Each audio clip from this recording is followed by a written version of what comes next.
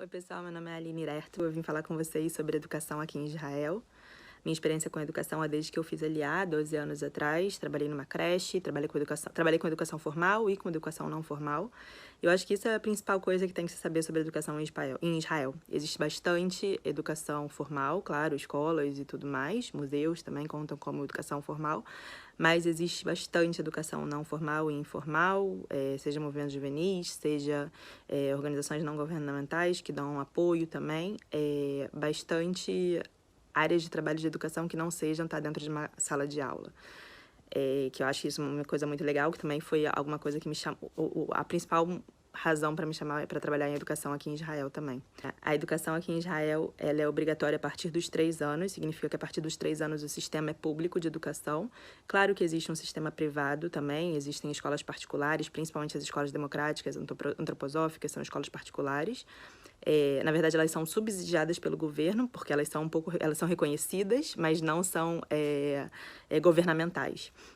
Então, elas recebem subsídio, mas elas têm liberdade para trabalhar com o currículo delas, de não seguir o currículo do Ministério da Educação. Então, isso a partir dos 3 anos. Até os 3 anos, as creches funcionam particularmente, são particulares, né, na verdade. E existem algumas subsidiadas, da Vitsu, da Naamat, mas, no geral, elas são particulares e são caras. As escolas funcionam, como eu falei, as que são públicas e não são e que são completamente subsidiadas. Elas são a partir dos 3 anos até o ensino médio e elas seguem o Ministério da Educação. A maioria das crianças em Israel estudam em escolas públicas. Isso significa que recebem o mesmo estilo de educação. O que eu posso dizer para vocês sobre a educação aqui em Israel é que ela é bastante sionista. No final das contas, a maioria das crianças que terminam o exército, elas vão querer... terminam a escola, vão querer servir ao exército.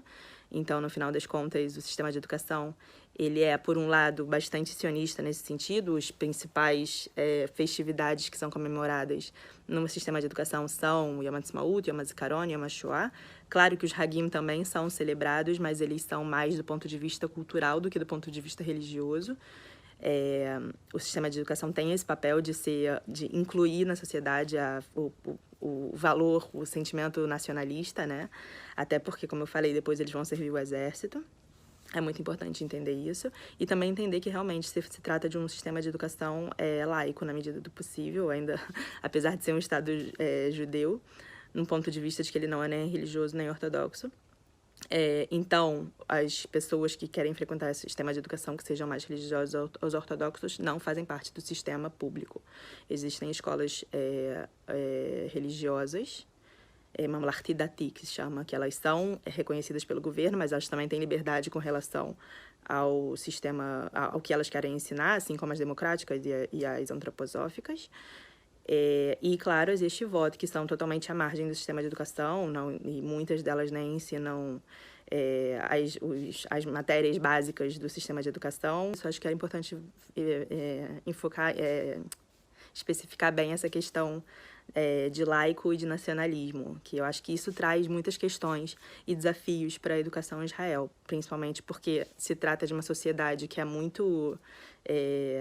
tem muitos grupos diferentes, muitas ideologias diferentes, direita e esquerda, gente que veio do norte, que a família veio do norte da África ou de países árabes, gente que veio da Europa. Então, Mizrahim e Ashkenazim também se encontram muitas vezes nas escolas e as culturas e tudo mais. Muitas vezes também não se fala muito sobre isso, mas em determinadas regiões do país, como o ensino é público, as pessoas estudam nas escolas que são designadas para ela, perto das casas onde elas moram. Então, elas acabam, às vezes, encontrando comunidades e gente que pensa diferente, dependendo da cidade, se é uma cidade mais heterogênea, ou se a cidade for muito homogênea, gente muito parecida vivendo junto, a criança vai passar a vida inteira encontrando o mesmo tipo de pessoa até chegar no exército, onde ela vai encontrar, muito provavelmente, gente mais diferente do ponto de vista dela, de acordo com esses grupos dentro da sociedade israelense. Então, um grande desafio realmente lidar com essa mistura que poderia acontecer quando ela acontece, e, por outro lado, um desafio também não lidar com esse encontro dentro de uma sociedade que precisa ter essa consciência de que existe gente muito diferente vivendo no mesmo grupo, na mesma sociedade. Além disso, uma coisa importante para mim de falar sobre o sistema de educação aqui em Israel é que as turmas nas escolas, elas são muito, muito grandes. Chegam a ter quase 40 alunos por turma em muitas escolas públicas. Então, isso também se torna um desafio para os professores e para o sistema de educação. Muitas vezes você não sente que você enxerga as crianças que você está ensinando por ser tanta gente na mesma sala.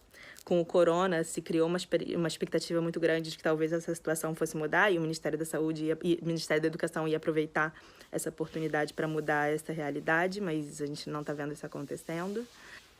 É isso, gente. Um beijão. Tchau, tchau.